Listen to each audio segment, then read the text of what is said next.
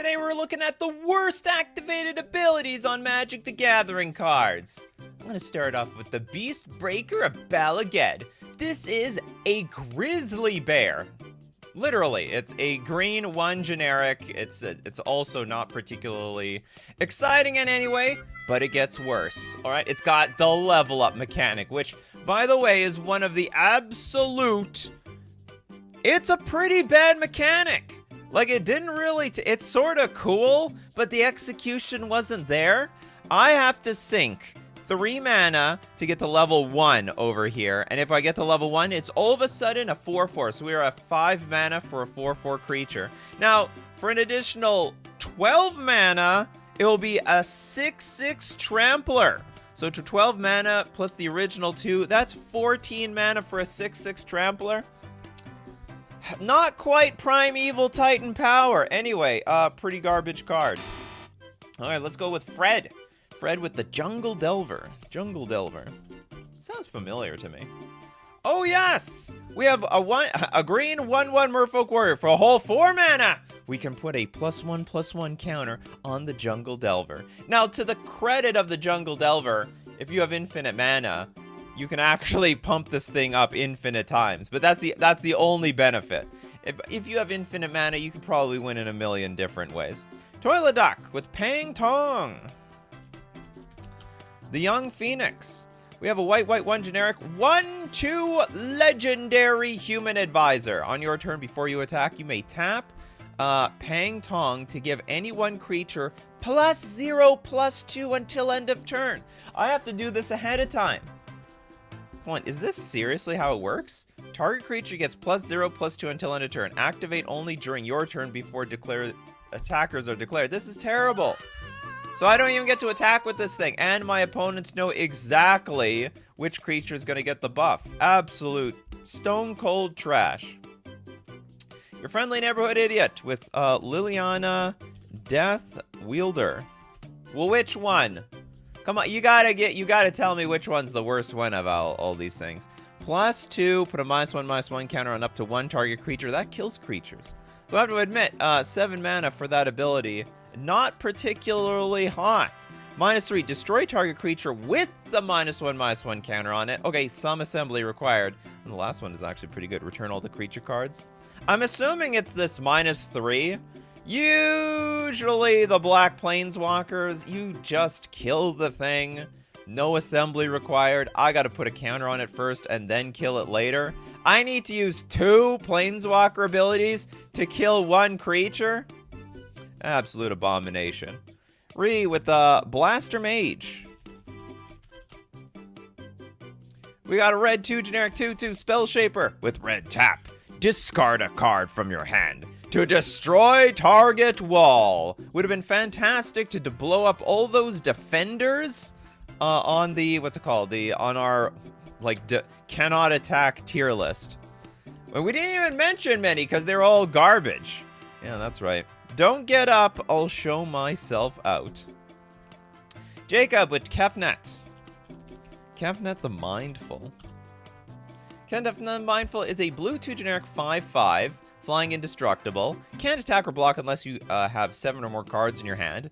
4 mana, draw a card. Then you may return a land you control to its owner's hand. What's bad about this? 4 mana, you draw a card. Now, it can't attack unless you have 7 more cards in hand, but this is card draw. Honestly, I don't even think this is that bad. I like this card. What are you dissing Kefnet for? Elfiner with our first super chat. The Cocoon? Oops. We got Cocoon! Okay, I don't even believe that there's an activated ability here. Enchant creature you control. When it enters the battlefield, tap enchant creature and put 3 Poopa counters on it. The Poopa counters. Enchant creature doesn't untap during your untap step if Cocoon has a Poopa counter on it. At the beginning of your upkeep, remove a Poopa counter. If you can't, this is not an activated ability. It gets disqualified. There's not a single activated ability. Show worst activated abilities. No actual activated abilities. Gets donated to Henrik. Tower of Murmurs. Tower of Murmurs is a 4 mana artifact, but you have to pay 8 mana That's right, you have to take a mortgage out on your house and maybe take a loan from some loan sharks so you can pay for the Tower of Murmurs.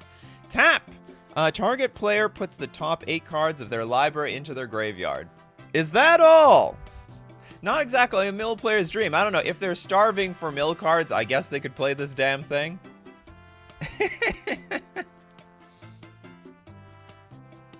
Pageman, back to my OG suggestion, Lightning Storm. Because having an ability on a card that allows other players to change it, target doesn't seem smart. The idea is, like, if you're comboing off with this card... Okay, let's read it. Red, 1 generic instant. Deals X damage to target creature or player where X is 3 plus the number of charge counters on it. And while it's on the stack, you can discard lands to put 2 charge counters on a Lightning Storm. You may choose new targets for it. Any player may play this ability only if Lightning Storm is on the stack. The deal is, if you're comboing off with this card, you're just gonna have way more lands than your opponents have. Like, the idea is you draw your deck, and even if anyone tries to redirect it back at you. You redirect it back at you. It is a weird ability, though. Don't Lightning Storm if you don't have any more excess lands in your hand. That'd be really, really, really silly. Next super chat coming from the Blue Bomber. Tybalt, Fiend Blooded, first plus ability. Thank you very much for your super chat. I think it's Tybalt, right? The 2-mana Planeswalker competing with Renin 6. Not much of a competition there. Renin 6 in first place. Tybalt still at the starting line. The +1, draw a card, then discard a card at random. The first ability, right? The first draw a card, then discard a card at random. I can see this. It is awful. I'm just trying to think, what if we tried to make this work? Every single card in our deck, we don't mind if it's in the graveyard. Then maybe this is not so bad. Toads with jellyfish. Jelly, jelly, jelly. Show me your jellyfish. This is not a real card, damn it. Blue 3, generic 2/3. Roll a 6-sided die. Target player doesn't even have an activated ability. When this creature enters the battlefield. No, not even It's losing on all fronts here. David Sampson. Moonbow. Illusionists. Okay, blue 2, generic. Moonfolk Wizard. 2/1 flyer. Pay 2. Return a land you control to its owner's hand. Target's land type becomes a basic land type of your choice until end of turn. That's great. For 2 mana and wasting my own land drop, I will prevent you from doing anything with this stupid card. Sorry, with this land this turn. And I was only hitting 1 land. Like, is it really even going to make a difference? I turn your plains into a swamp. Big deal. This is terrible.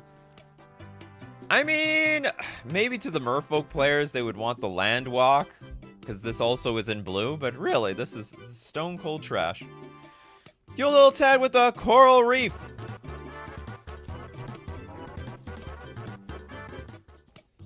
We got a blue enchantment. When Coral Reef comes into play, put 4 polyp counters on it. Pay 0, sack an island. I got to sack an island to put 2 polyp counters on Coral Reef. Pay a blue. Tap target blue creature you control and remove a polyp counter on it to put a +0, +1 counter on any target creature. God damn it, we are sacrificing so much for so little. This is reverse economics here.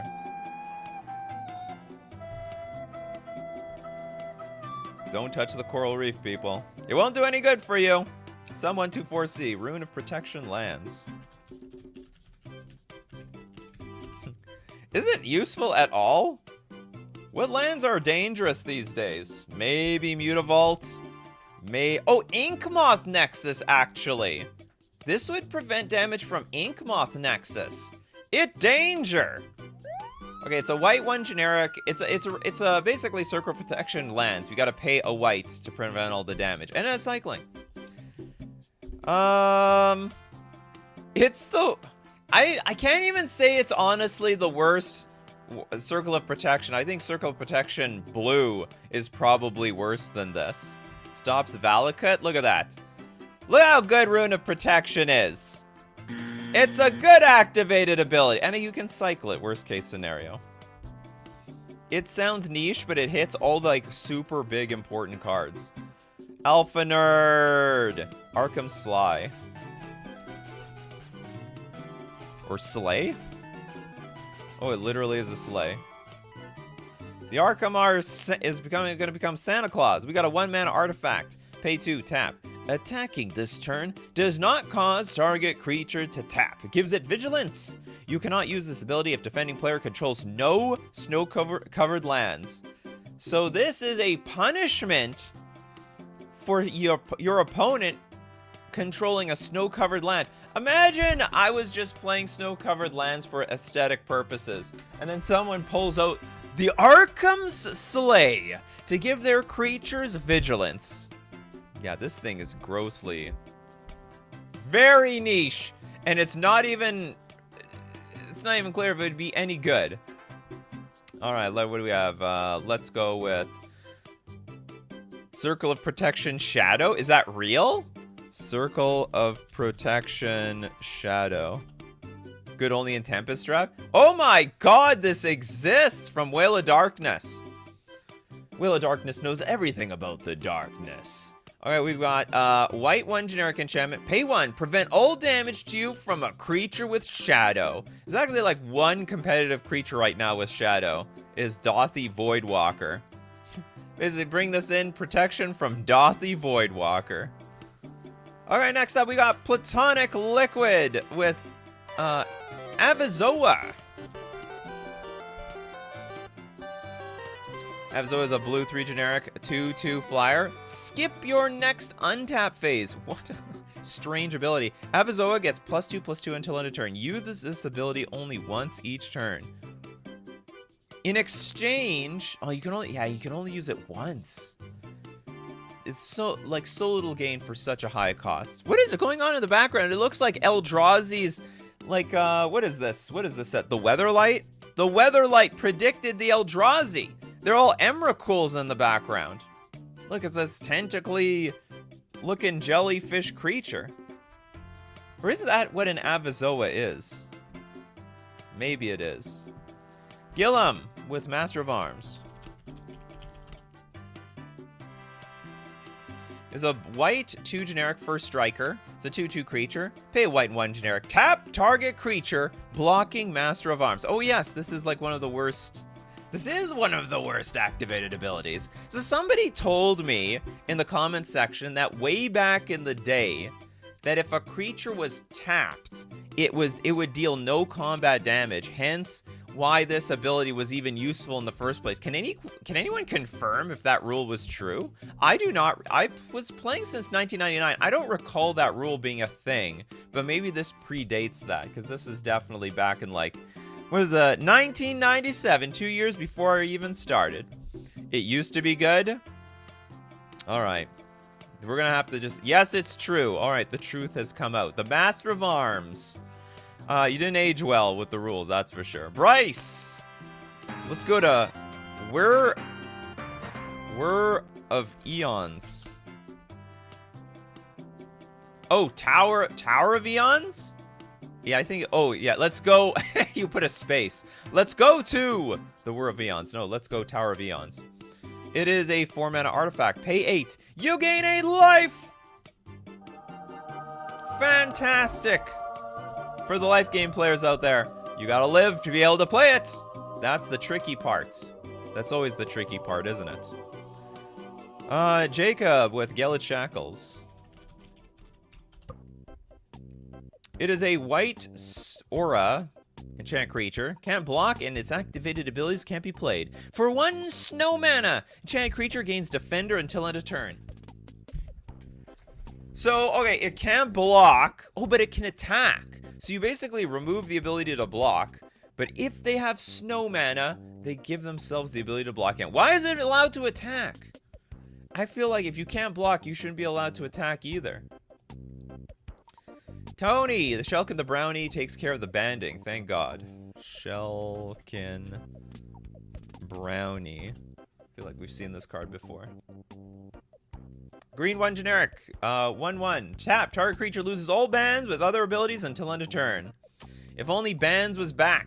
If they bring bans back in any new format or like any new set, Shellkin Brownie might accumulate in some value. Alan Mikey! Sundial of the Infinite.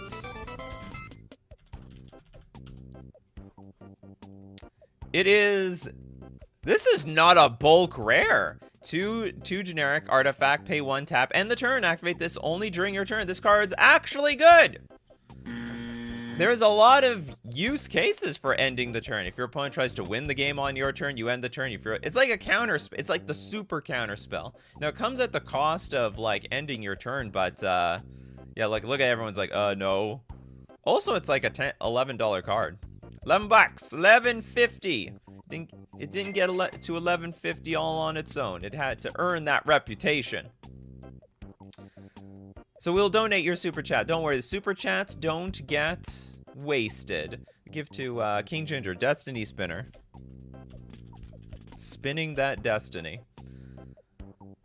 Green 1 generic 2/3. Oh, I think the Enchantress players will disagree with you here. Creature and enchantment spells you control can't be countered. And for a green and 3, target land you control becomes an XX elemental with trample and haste until end of turn, where X is the number of enchantments you control at still land. Actually, I don't think that. I think in the right deck, this is a good card too. Like this is only going into an Enchantress deck, so it turns their lands into like 6/6s, and they're really enormous. Okay, who else? Okay, Joel's trying to get Juju Bubble really hard. Juju Bubble! Is it bubble or bobble?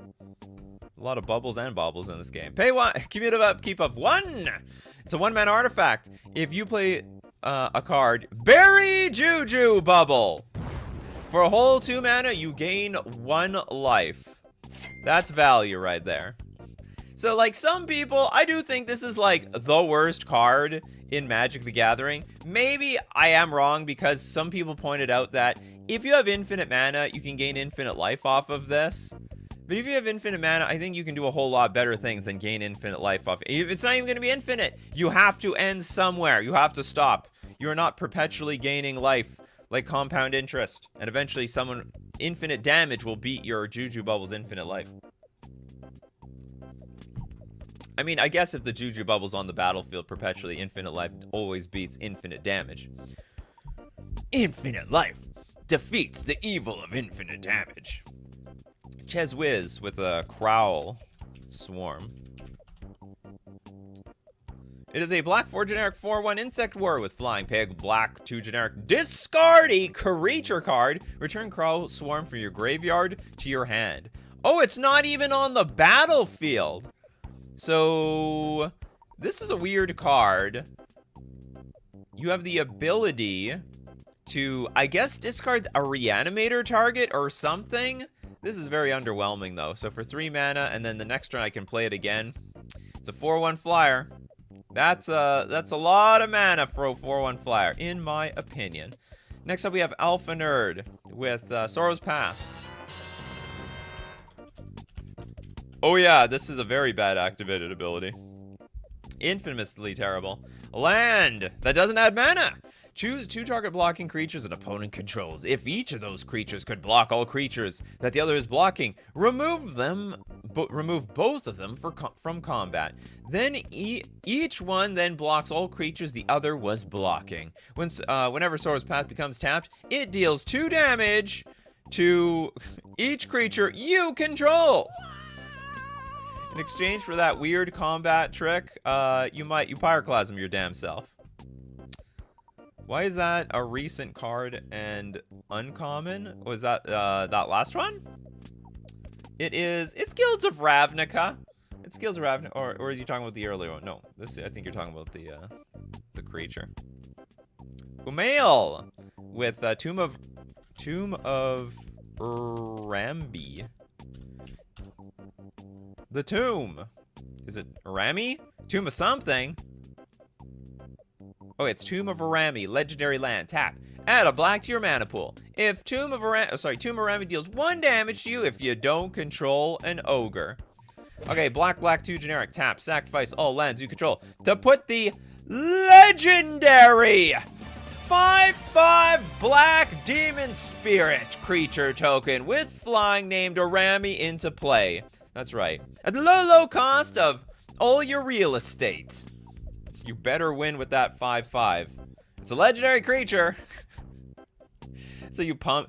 It's like I can imagine the Yu-Gi-Oh episode. You don't understand because I am going to pay for mana and sacrifice all my lands to summon the Great Orami. And the villain says, "How big is it?" It is a 5/5 Black Demon Spirit token with flying.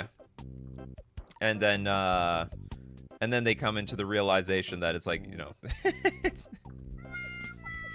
like nothing. It's not exactly hard to deal with here. Okay, bounce your token. No! You have defeated the Great Orami. Dark Depths. Does anyone actually pay the bill? Oh, let's look at it. Kerosene. Dark Depths. I have once saw that someone had the option to use the ability. Okay, enters the battlefield with 10 ice counters on it. And whenever Dark Depths has no ice counters on it, sacrifice it. If you do, you create a 20/20 indestructible flying merit lage. And you have the ability to pay 3 to remove an ice counter from Dark Depths. So this card is broken. Ability, not so much. I have never seen anybody remove enough ice counters from Dark Depths to actually sacrifice this damn thing. 10 ice counters in a lot. That's, what is that, 30 mana. 3 times 10? That's a lot of mana. And it's pointless, actually. It's completely pointless. Basically redundant. They probably could have made it 2. Make it, like, a little bit more practical. I don't know. Maybe 2 is broken. Alright, next super chat we've got from the Sad Cat. Thank you very much for your super chat. Quain. Itinerant Meddler is my favorite commander. You like it because of the bad activated ability? We have a white blue 1/3 rabbit wizard. Tap. Each player may draw a card. Then each player who drew a card this way gains 1 life. There's nothing wrong with that at all. Why so slow? Why so slow? Hurry up. You never know what you'll find. You might find some cards here. That's a good ability. Who doesn't like card draw and gaining life? It's like a group hug card. I mean, there is... Even in like a one-on-one format, I don't think there's anything particularly wrong about giving your opponents cards so long as you can use the cards better than they can. So we will donate the super chat to... Who hasn't got one yet? I don't think Waking Dead got a card yet. The Obelisk of Undoing. Oops. It's the Obelisk of Jund. We want the one of Undoing. 1 mana artifact. And it will sit on the battlefield for 5 more turns. And then when you have 6 mana, you may tap it. And return target permanent you own and control back to your hand. That's right, you have to own and control it. And that is still how it's errated. You own and control. In response to your removal spell, I will activate the Obelisk of Undoing to undo your plan. Does Chronotog count? Absolutely not. That is... Okay, let's look at Chronotog. Out of context, that card is real stone cold trash. Chronobot? No, I don't want... I want Oh, it's Chronotog, I think. They're all Atogs.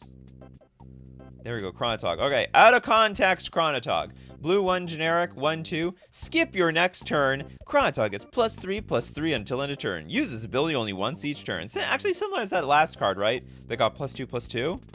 You like skipped your last turn for it. Martino with Despotic Scepter. That was Spectre for a second.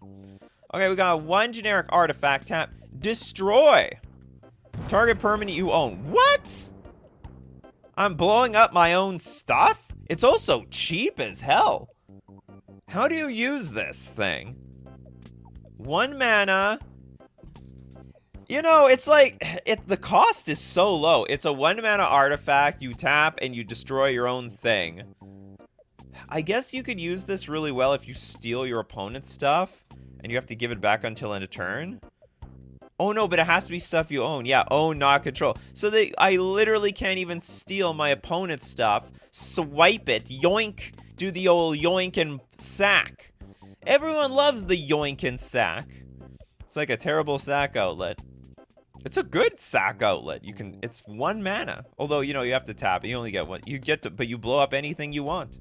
You're not even sacrificing, you're destroying. I don't know if that changes anything at all, though. Okay, moving on. We got King Ginger with Arkham's. We did No, did we do Arkham's Slay? I thought we did a Slay. Arkham's Slay. A lot of slays out there. Yeah, we did Arkham Slay. Okay, we're gonna donate your super chat then, King Ginger, to Bulky with the Soul Devi Heretic. Who is this? This is a blue 2 generic. Human Cleric. Pay a white, tap. Prevent up to 2 damage to any creature. Target opponent may draw a card. Holy crap.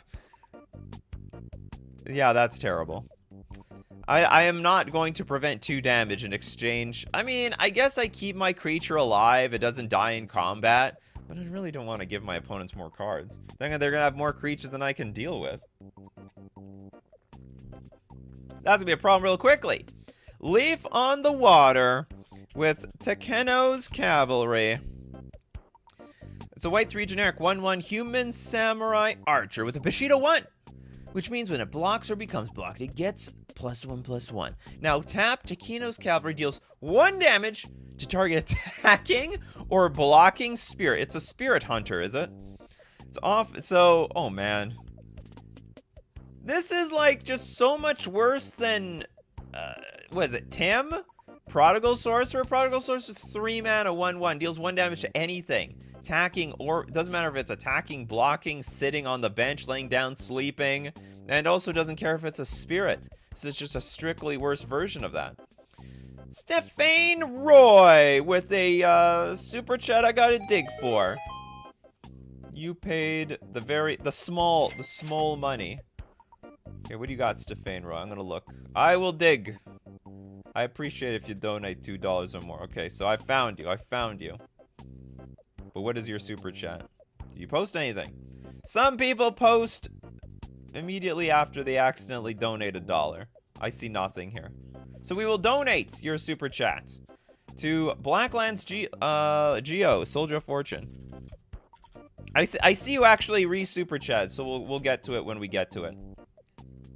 Oh, we have a red 1/1 mercenary. Pay a red, tap. Target player shuffles his or her library. No, honestly, it is really crappy, but it has some use, right? Like, for example, I wonder if this was in response to the tutors back then. Like, there were a lot of tutors back then. Vampiric tutor. Oh no, not yet. What came out first? Alliances or Mirage? Yeah, it's not super terrible. Like, obviously, this has, like, barely any play. But there are tutors out there. You tutor, you put it on top of your library. And then all of a sudden, not so fast. You thought you could tutor for that card. But little did you remember that I had the Soldier of Fortune. And for a red and tapping it, you're gonna shuffle your library. Say goodbye to that tutor target. And, oh, thank you very much, Can't Even Fly, for the joining the coffee crew. Gifted 1 membership, and for that 1 membership gifted, we will we're gonna donate that. We're gonna donate it like it's a super chat.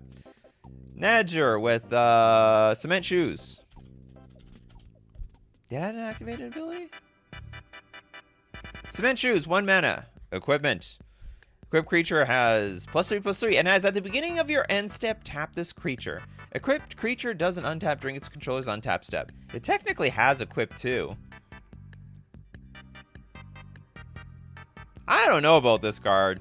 It's These first two abilities are not particularly exciting, but the other activated ability is technically the equip 2, which is actually pretty cheap. You can like flip-flop, switch it around and stuff like that. All right, we're going to look at more awful activated abilities, but of course, we got to thank our sponsor today, FusionGamingOnline.com, the first place I go to get all my Lost Caverns of Ixalan cards. I've got my Tishana's Tie Binders in foil and regulars. I also have... I'm getting Deeproot Pilgrimages. I don't have them all in foil yet. I'm still working on that. It's very awkward. When you have a foil deck, you got to buy the regular cards and the foil cards at the same time. You could just stick to foil, but sometimes you can't get all the foil cards.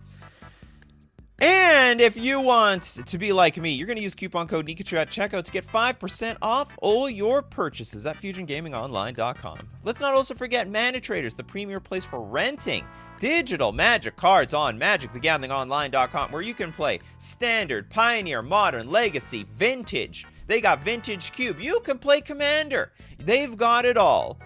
And you can rent any deck that you want, play as many commanders as you wish when you're renting with Mana Traders. And you can support the channel by renting using my Mana Traders link in the description below, or save 10% off your first 2 months using coupon code Nikachu_BA8. And now back to wildly crappy activated abilities on Magic the Gathering cards. Is Deeproot Pilgrimage working in Merfolk? It is, actually. Despite some of the haters, it is working. It's frankly what most of the results online have. Hash that with Valakut Invoker. I'm going to invoke the Valakut on you. We have a red 2 generic 2/3 Human Shaman. 8 mana for 3 damage? At least it's to any target. Alright. Smack him for 3 for a whole 8 mana. I think, what is this? This didn't even come out in Rise of Eldrazi. I remember in Rise of Eldrazi there were these creatures. You paid 8 mana for some stupid effect or something like that. Platonic Liquid doing the honorary Amulet of Quaz. Her favorite form of gambling. Was it even that bad, though? It sounds like it's a good ability, right? Okay, remove Amulet of Quaz from your deck before playing if you're not playing for ante. Also tap, sacrifice Amulet of Quaz. Target opponent may ante the top card of their library. If they don't, you flip a coin. If you win the flip, that player loses the game. If you lose the flip, you lose the game. Activate only during your upkeep. Okay, do you know what? It is bad. It's turning the game from... I mean, it's only good if you're losing, right? Like, if you're winning, you're not going to want to activate this thing. It's like it turns the game into a coin flip. We're coin flipping now. If this... Oops, hold on. I like this one. We're flipping a coin to see who wins or loses. I don't care how many creatures you have out in play. Unless... Oh, no, but they can ante another card. Yeah, so, like, even if you're losing, they just ante another card. Okay, I enter another card. I beat you. I win. That's how it works around here. We did Juju Bubble already. We'd go with Gapfill's Unsleeve. Is that an actual card? Or are you referring to something else? The Abyssal. Erat's Gnome. What is this? Erat's something gnome. Can I find an Erat's Gnome? Oh, I can, actually. What the hell is this card? I've never seen this before. It's a 3-mana 1/1. Tap. Target spell is colorless. Play this ability as an interrupt. That sounds like they should have reprinted this in one of the Eldrazi sets. Tap. Target permanent is colorless until end of turn. It's just making... It's making spells and permanents colorless. There's some cards, though, that this would interact with, right? Like, I think there's some cards out there that punish cards that are colorless. Like, there's counter spells that are like counter target colorless spell. I think the Ursat Gnome has some very niche synergy, but it must have looked incredibly bizarre back then. Oh no, it got around Circle of Protection. Yeah, Circle of Protection Evasion. You got Circle of Protection red? Well, guess what? I've got the Ursat Gnome. And I guess they represent it with these weird Power Ranger looking gnomes things. We got the black, green, red, blue, and white Ranger. They will get through. It filters all the colors into colorless. Funny card. Rated Lex. Cephalid Snitch. I hope they don't have Pro Blue. Okay, we got a blue 1 generic 1/1. Sacrifice the Cephalid Snitch. Target creature loses protection from black until end of turn. That is really, really niche. And by niche, I mean, what the hell has protection from black these days? And why does blue care? So many questions. Almost no answers. Yanchevek. Ursatz. Isn't that a German word? I have no idea. They do borrow a lot of words from different nationalities in Magic the Gathering. Turiat with Null Brooch. The Brooch? It is a real thing. 4-mana artifact. Pay 2, tap. Discard your hand. Counter target non-creature spell. Play this ability as an interrupt. You know what? If you're empty-handed, this isn't bad. Also, if you can build your deck around having your hand into the graveyard, again, it's not bad. And it's a perpetual counter. It's like a perpetual negate, right? It hits artifacts, enchantments, planeswalkers. It's actually not the worst. It just has a high cost very early in the game. Okay, next super chat. We've got the Alan Mikey Buttercup. Is that an actual card? Provincial Princess. Kind of meh for the layers. This is a real card. Oh, it's Sisay Weatherlight Captain. White 2 generic. 2/2. Gets +1/+1 for each color among other legendary permanents you control. And for Wooburg, search your library for a legendary permanent card with mana value less than Buttercup's power. Put that card onto the battlefield and then shuffle. That's broken. There's no way this is bad. Come on, if you have like a lot of creatures in play. It tutors into play. How bad can that be? Disqualified. But because it's disqualified, we are going to donate it to the VD Fox with Elixir of Vitality. Not Immortality. The Elixir of Vitality. 4 mana. Comes into play tapped. Tap.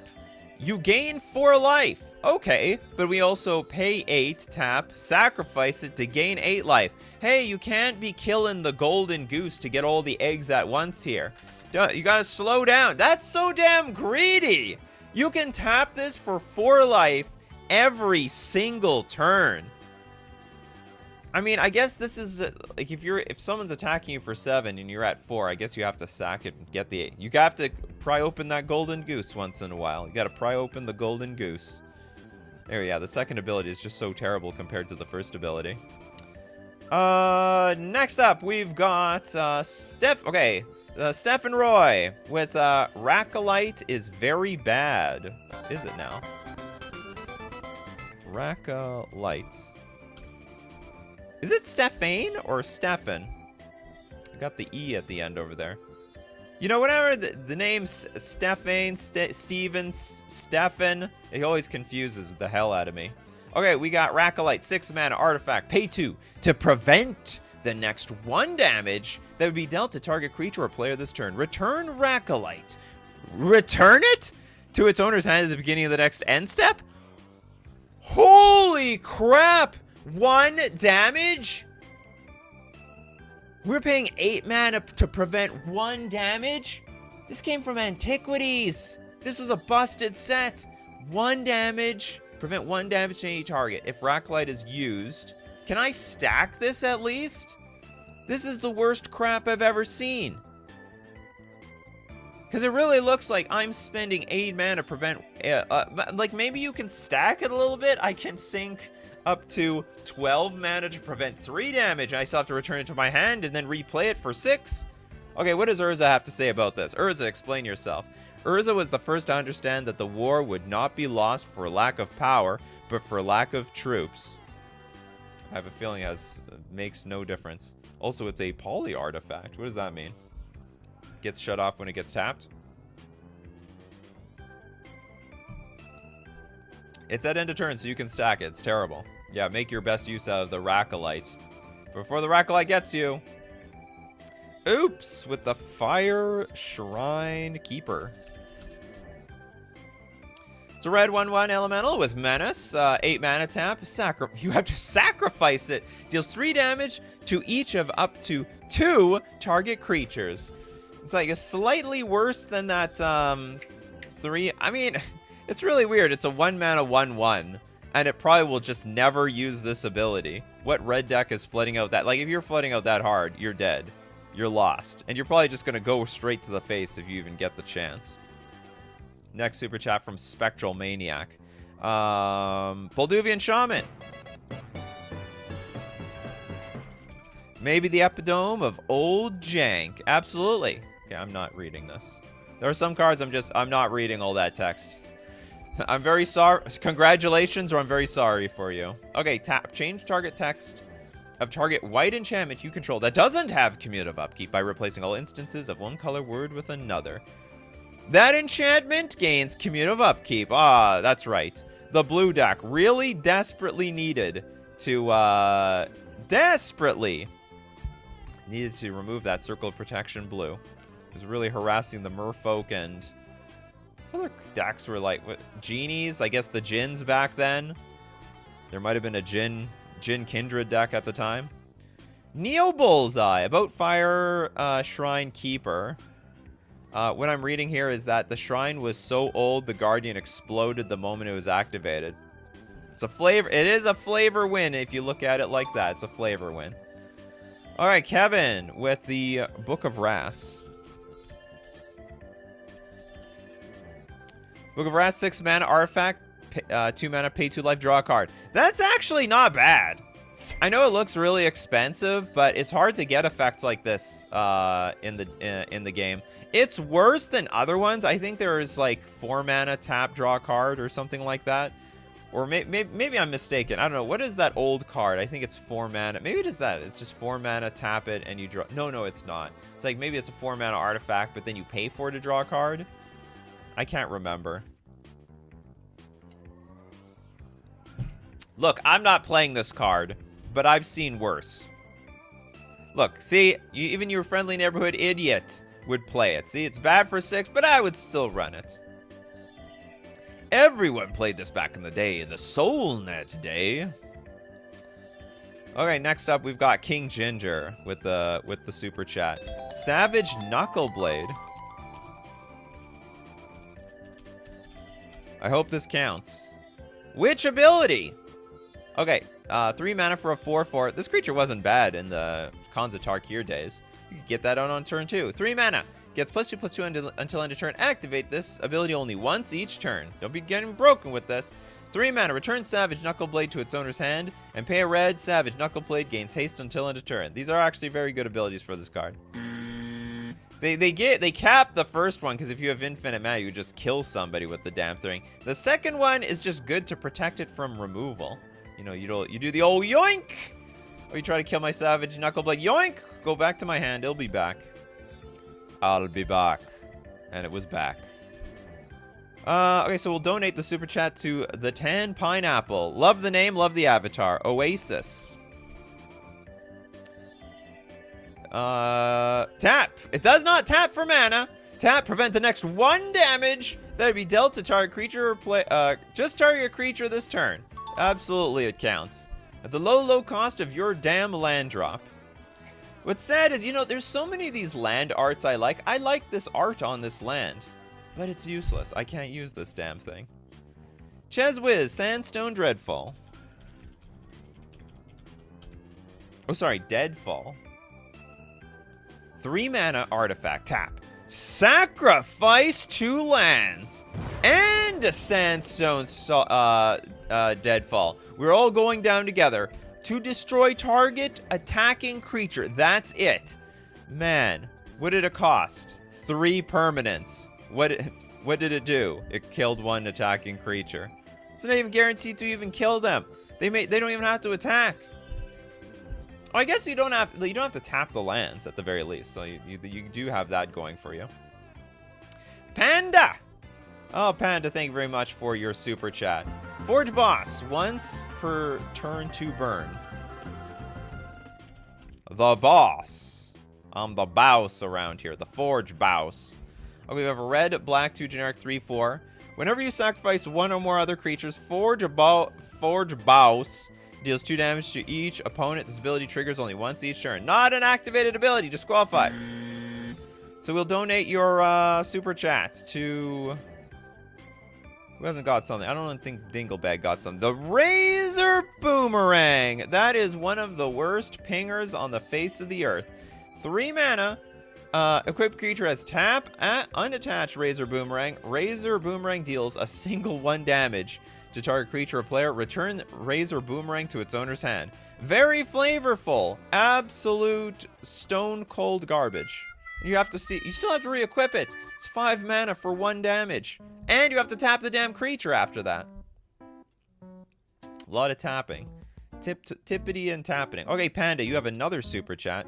Did you come to redeem yourself? Okay, but I don't see anything attached to this. Let me see if I can look back. Maybe you had a suggestion with it. I'm digging. I'm going into the past. Okay, I found you. I found you, Panda. You have a replacement effect. It didn't work anyway. Body Dropper. This one does have an activated ability. All right, we got a red-black 2/2 Devil Warrior. Whenever you sacrifice another creature, put a counter on Body Dropper.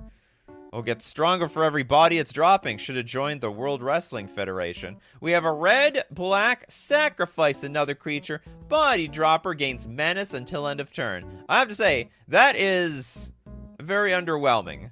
I guess you have to sacrifice tokens. Otherwise, I'm not... You have to sacrifice your own stuff. It makes a little bit more sense if you drop other people's bodies. Hence why it has menace? Or I don't know. I guess... I'm trying to figure out what the flavor of this is. So the Body Dropper came to fight. You know, we're facing the other wizard, and then the Body Dropper just looks at one of the own friendly, friendly creatures, drops him, slams him down on the canvas, and all of a sudden, no one wanted to get into his way.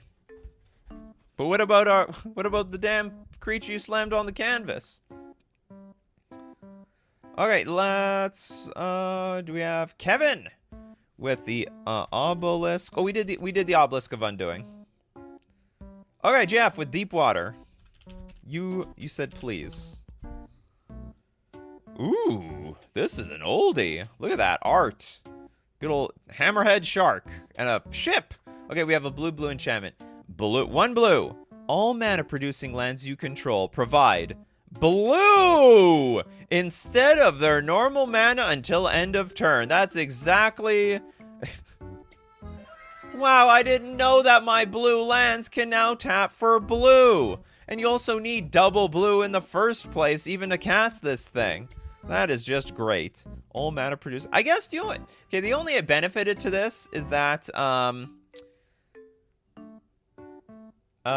it can filter like colorless mana, I guess, into blue. That might actually be useful. Because like when you're playing even a monocolor deck, you like to play with like some utility lands, you know what I mean? Okay, next super chat we've got from King Ginger, Shrine of Burning Rage. I'll give you this one. Isn't that a good card? All shrines are bad. I don't know about the Shrine of Burning Rage. This is a very good one. It's a 2-mana artifact. At the beginning of your upkeep or whenever you cast a red spell, put a charge counter of Shrine on Burning Rage. Shrine of Burning Rage. Pay 3, tap, sack it. It deals damage equal to the number of charge counters on it to target a creature or player. Honestly, I think this is a very good card.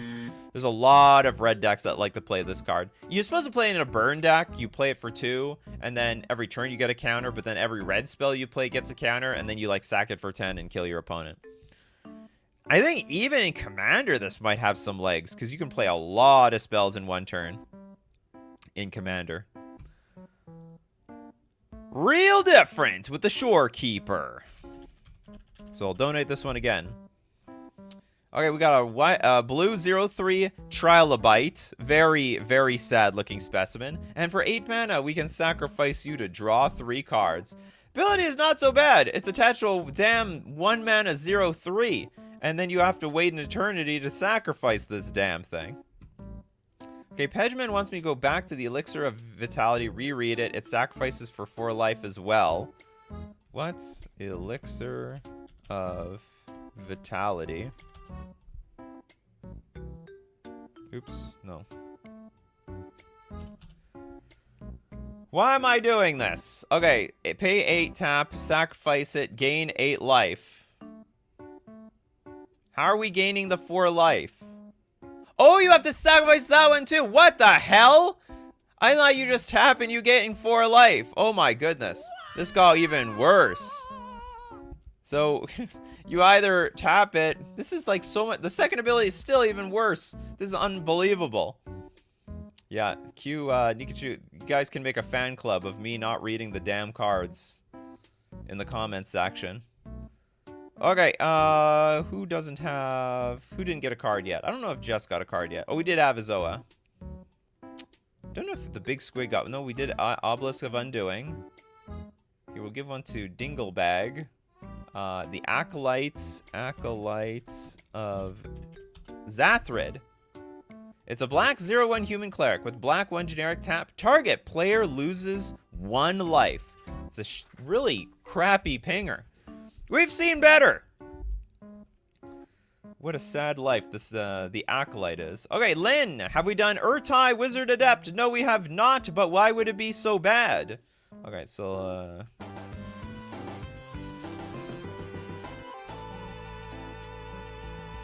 it's a 3-mana 1/1 that counters spells. What's wrong with this? This is a great activated ability. It's a perpetual counter spell on a creature. It's $8 for that beautiful ability. It's been interesting. All the paid super chats are, or like a huge chunk of them are huge misses. Okay, let's donate to this one to Hudson Lee, the Ice Cauldron. Ice Cauldron. I don't know if it's as bad as it is just confusing. X, tap. You may exile a non-land card from your hand. You may cast that card for as long as it remains exiled. Put a charge counter on Ice Cauldron. Note the type and amount of mana spent to activate this cost. Activate only if there are no charge counters on Ice Cauldron. Also tap, remove a charge counter from Ice Cauldron. Add Ice Cauldron's last noted type and amount of mana. Spend this mana only to cast the last card exiled with Ice Cauldron. You know what? I'm going to say it's bad because I don't want to interpret how that card works. Ellie, did we do the Horizo Spell Bomb? We have absolutely not, Ali. It is a 1-mana artifact with pay 2, tap, sacrifice it. Search your library for a basic land card, reveal it, and put into your hand. But when it's put into the graveyard from the battlefield, if you may pay a green. If you do, draw a card. This is not the worst card. This is also not the greatest. It's like, the effect sucks. I will admit, this effect sucks, but the fact that I can pay a green and, like, exchange this for mana, I'm not as disgusted by it. Because, like, honestly, like, for 2 mana, we can probably, like, tutor a land into play, not put it into our hand. It's only a basic land as well. It's like a bad Expedition map. We got Coronate has Meteor Storm appeared as not Meteor Storm. Meteor Storm, red-green enchantment. For 4 mana, discard 2 cards at random from your hand. Meteor Storm deals 4 damage to target creature or creature or player. Whoops. Hold on, I pushed the wrong button. Let me get my music figured out again. Here, I'm gonna listen to 4 side. Okay, 4 mana. 4 damage for 2 cards for 4 mana. You might feel that one, but it's gonna cost you it basically costs you 3 cards. You have the Meteor Storm in play. You have to pay 2 random cards from your hand, and you deal 4 damage. Maybe you could combo with this with, what's it called? Life from the Loam? Maybe? It's just so much. It's a huge mana sink, and it costs you a lot of cards. Mario! Thank you very much, very much for your super chat. The Cyclopean Snare. Cyclopean Snare. I didn't know there's snaring. It is a 2-mana artifact. Pay 3, tap. Tap target creature, then return Cyclopean Snare to its owner's hand. Why do they think these cards are any good? Oh, yes, that will see play. It's a combat trick, and you have to return it back to your hand. Maybe it made no. This was Ravnica. Yeah, Ravnica Guild. Ravnica City of Guilds. This is trash. We noticed that anything that requires you to bounce your card back to your hand, replay it to activate the ability, not a very exciting card. What's this thing about Lion's Eye Diamond? Lion's Eye Diamond is good. The lion itself is crap, though. Oh, you mean the Diamond Lion? You got a lot of suggestions so far. We're gonna go to... Oops! Oh, we did the Shoreline Keeper. Unless the Shore Keeper is a different one. Sensei's Divining Top? What do you get out of here? This card's very, very, very good. Yeah, we did Razor Boomerang. Okay, now I'm just going to go to anyone who has something new. We got from Martino with the Keldon Necropolis.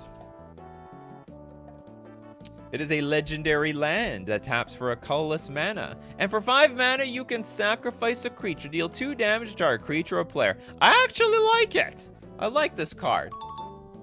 To hell with it being crappy. Like, it taps for mana, and, like, in the late game, you can just randomly sack stuff and ping people for 2 damage. It's not the worst. We did Lightning Storm. Ooh, this is a crappy land, if I remember correctly. The Wrath's Edge.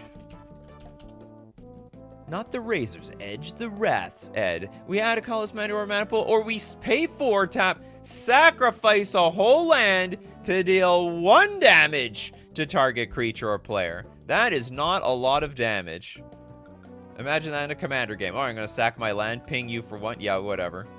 Suck it up. Robert, thank you very much for the super chat. Ruins Recluse was $2 when it came out somehow. I don't even know what this is. It was $2. It still is $2. Okay, it's a green 1 generic 1/1. Reach Death Touch because everyone likes their spiders. Hey, you 2 mana Death Toucher in front of me. Come at me, bro! Huh? No one's gonna touch you when you have a Death Toucher out. That's just how the world works. Pay 4. Put a counter on your Ruins Recluse. This is a very useless ability. You know your spider is gonna die, whatever they throw at you. I mean, I guess unless they come at you with the tokens. Yeah, that's the Death Toucher's worst nightmare. The damn 1/1 tokens. Try to survive them 1/1s. Friend of a Squirrel has Bear as avatar. Parallax Inhibitor. It is a 2 mana artifact. Pay 1 tap. Sacrifice the Parallax Inhibitor. Put a fade counter on each permanent with fade you control. That might have been somewhat useful at the time. A fade counter on each permanent you control. Hold on, do we want to put fade counters? Oh no, fade counter is something, yeah, is good, because when you remove the fade counter, if you have no more fade counters, you're screwed. The more fade counters, the better. I'm wondering if you buy foils of this, maybe they'll bring fading back. You never know when they bring fading back. Yeah, my fade deck won't be fading for much longer. With my Parallax Inhibitor. Okay, we'll look at King Ginger. The Stone Hands. Stone Cold in hands.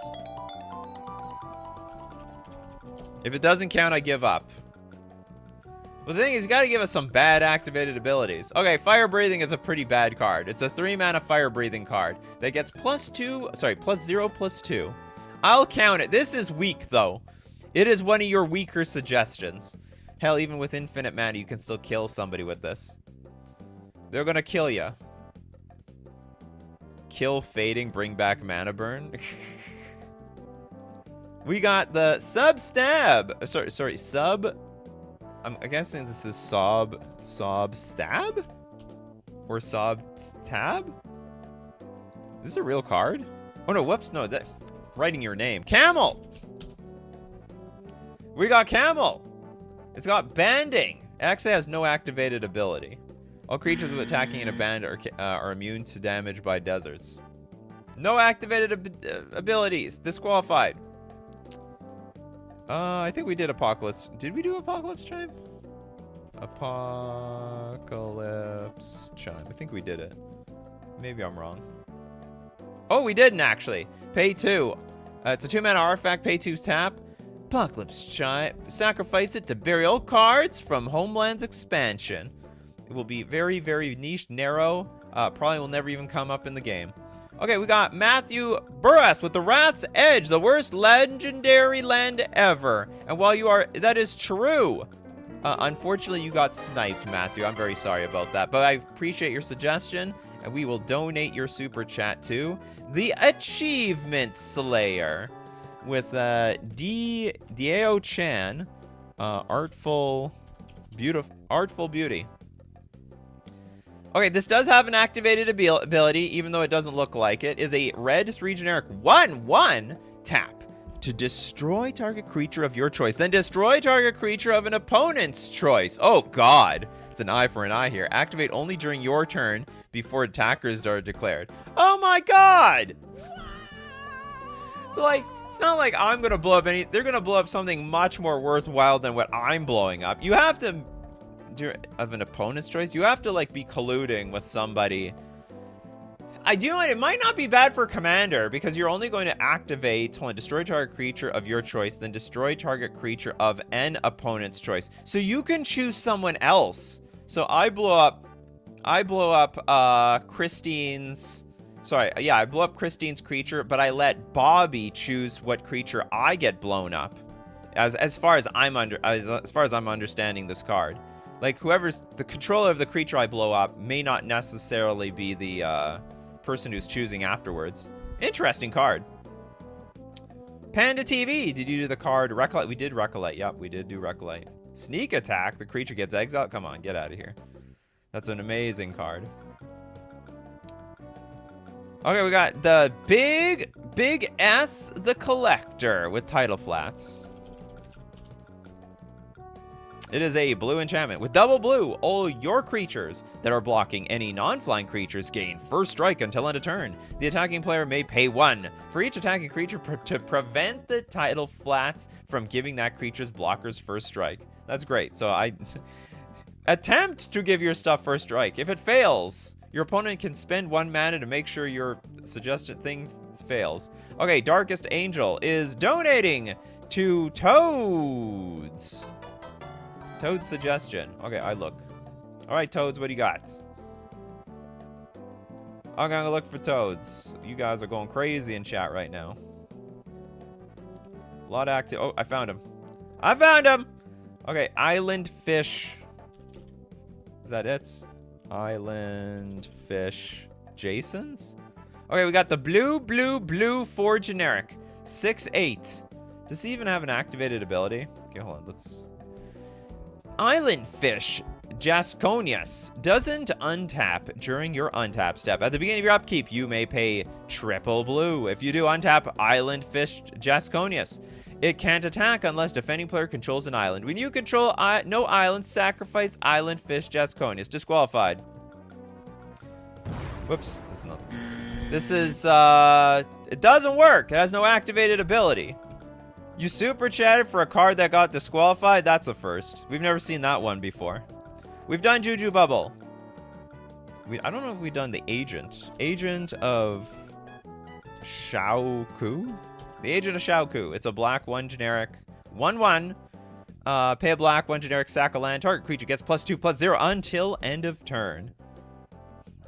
We have to sack our lands to buff our creatures? We live off that land. Okay, did anyone not get it? Okay, I'm gonna do a quick... We got Republic Services with General... Oops. Jarkeld. It is a white 3 generic. 1/2. Tap. Switch the blocking creatures of 2 target attacking creatures. All the defense must remain legal. Uses ability only during combat after defense is chosen before the damage is dealt. Those creatures are just damn confusing. Confusing as hell. Okay, anyone else not get a card? I think almost everyone got a card here. Everyone got a little something. Did we do Despotic Scepter? I believe we did Despotic Scepter. Oh, Andre. Well, that's horrible. That is not an actual card. Got Oops. I don't know if Oops got a card. Encampment Keeper. Okay, we got the white 1/1 Hound. First strike. Pay a white 7 generic. It's another one of these, like, pay 1 mana. Then afterwards, pay 8 mana, and creatures you control get +2/+2 until end of turn. Actually, that one I can sort of get behind. I can almost get behind that one. All right, that's it. That's it for today's show. That was a lot of crazy, wild, garbage-activated abilities, to be honest. And if you want to be part of Coffee and MTG, you got to be here weekdays, 11 o'clock a.m. Central Standard Time. Remember, from December 20th to January 5th, with the exception of Christmas, we will do 2 shows a day, and the second one will be at 8 p.m. Central Standard Time. So you've never been able to make it to Coffee and MTG, that is your chance, because maybe that is your time zone. And we got to thank everyone who supports the channel. If you're a member on YouTube, patron on Patreon, or if you super chat to contribute to the show, or even donate to other people. And lastly, we got to thank the coffee crew for showing up this morning. Like Mr. Deadhead, the big squig. We got Toad, Someone to Foresee, Steve Cooper, Mario, Achievement Slayer, Darkest Angel, Your Friendly Neighborhood Idiot, Waking Dead Stanel, David Sampson. Who else do we have here? Panda TV. I love Panda. We got Jess, Brandon Hall, Toilet Duck. I'm just moving up on here. We got Kevin. Who else do we have here? Sob. We got Coronato. We got Slack. We got Paul Rog.